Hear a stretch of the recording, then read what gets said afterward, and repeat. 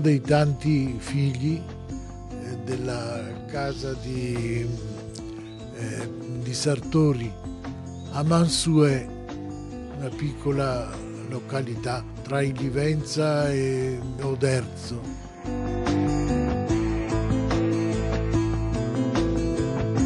All'età di 10 anni, il cappellano della sua parrocchia lo condusse a Oderzo per un incontro di ricerca vocazionale. Ne rimase talmente colpito che decise di diventare sacerdote. La povertà della famiglia non gli permetteva di coprire le spese per il seminario di Vittorio Veneto.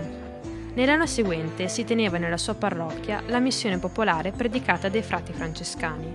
Alla fine di una delle prediche, il frate predicatore chiese: Chi di voi sente che il Signore lo chiama a diventare religioso e sacerdote? Padre Cosma disse: Quanti soldi ci vogliono per farsi frate? Il frate rispose: Occorre la buona volontà di farsi sacerdote e seguire il Signore. A 18 anni vuole farsi prete, vuole farsi missionario, ma vuole farsi frate.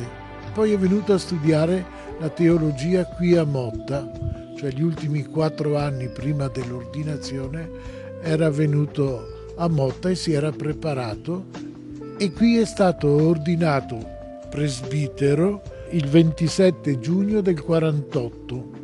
Da quel giorno Padre Cosma inizia il cammino missionario. La sua missione non era il Centro America, è che nel frattempo avevano chiuse le porte della Cina, perché tutti i missionari che avevamo qui nel Veneto, tutti andavano in Cina, ma Mao aveva chiuso tutte le strade, anzi quelli che da tanti 30-40 anni lavoravano in Cina hanno dovuto prendere la nave e tornare in Italia. E allora il padre Cosma, insieme ad alcuni altri, ha preferito andare in Centro America.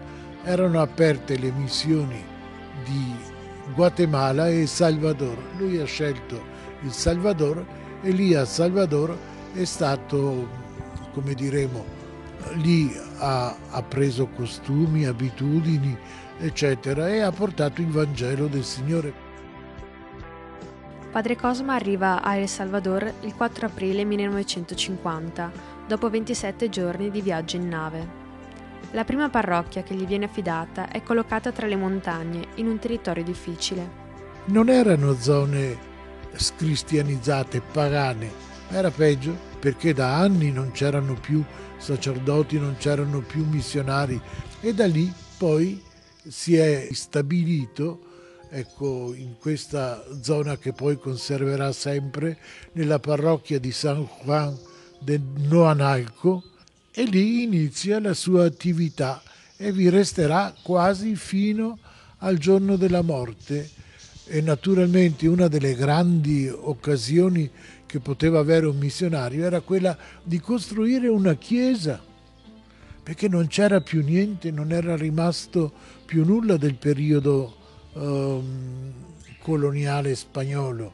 E allora ecco, una delle prime grandi attrattive per la fede poteva essere una bella chiesa, l'avere un prete, avere qualcuno che si interessasse di loro.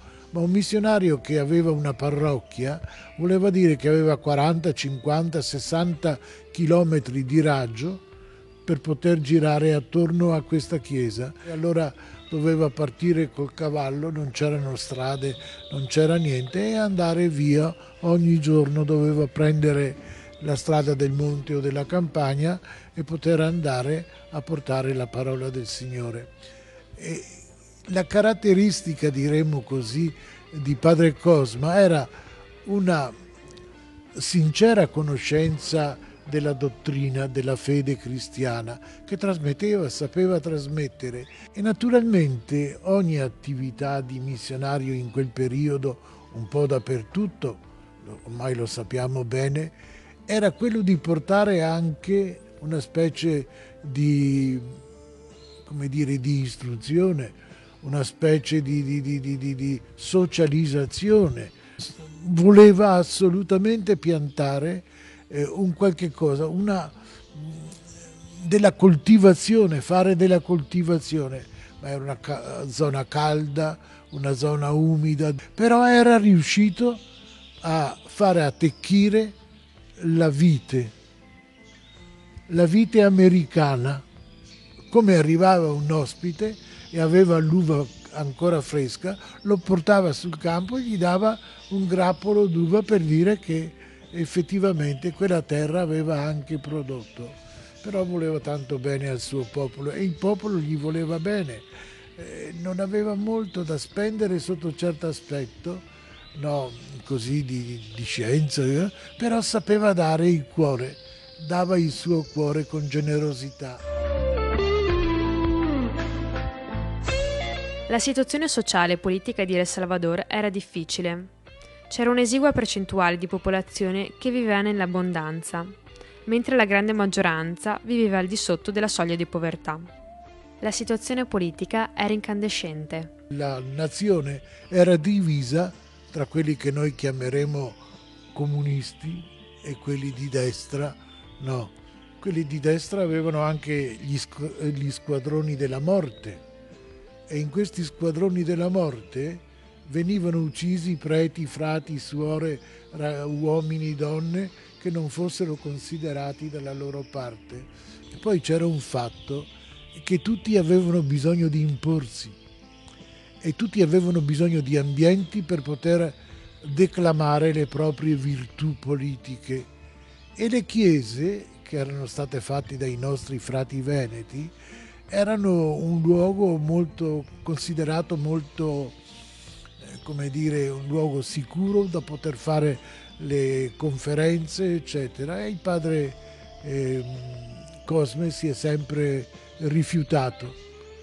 E questo deve essere stata una delle cause per cui l'avevano preso di mira e l'avevano portato a morte. Sentendosi al di sopra delle parti, padre Cosma aiutava tutti indistintamente, a prescindere dalla loro appartenenza politica. Fu questo che gli provocò la morte. Freddato da 2 sicari il 14 giugno 1980, morì nella sua chiesa alcuni minuti prima di celebrare la messa. Ho il presentimento, scriveva qualche giorno prima di morire, che da un momento all'altro persone fanatiche mi possano togliere la vita, donando al Signore che nel momento opportuno mi conceda la forza per difendere i diritti di Dio e della Chiesa. Morire martire sarebbe una grazia che non merito. Lavare con il sangue versato per la causa di Cristo tutti i miei peccati, difetti e debolezze della vita passata sarebbe un dono gratuito del Signore.